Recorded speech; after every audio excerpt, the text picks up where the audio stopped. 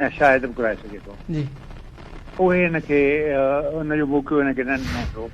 इन वजह इहो थियो त जेको आइनी हक़ आहे हर हिकु इंसान जो आर्टिकल 10A में 10A में त हर हिक खे पंहिंजो दफ़ा करण जो आइनी हक़ आहे। जी जेकॾहिं उहो जीअं ॾिसो त मां पाण साबित कयो हिनखे इहे शयूं सहूलियतूं कोन ॾिनियूं हुयूं, हिन में ज़ाहिर थियो त इहा 10A जी भञकड़ी थी आहे।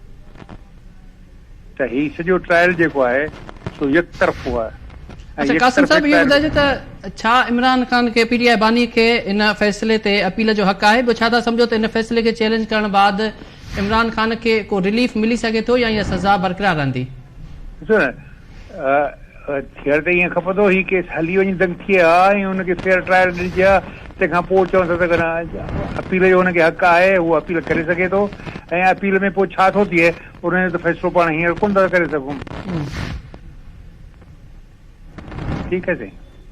अच्छा केतिरनि ॾींहंनि ताईं जवाबदार खे अपील दाख़िल कराइण जी इजाज़त आहे जे करे दाख़िल करणु चाहे त? 30 में, पर जेकॾहिं स्पेशल 7 ॾींहंनि में या 30 ॾींहंनि में आहे हिनखे। केतिरनि कानून में जीअं मर्डर केस में हूंदो आहे त पोइ 7 ॾींहंनि जी आहे त हिनखे जेको आहे त 30 ॾींहंनि में करे सघिजे थो। क्रिमिनल केसिस में 30 आहे, आइनी पिटीशन में 60 ॾींहं आहे, सिविल अपील में 30 ॾींहं आहे।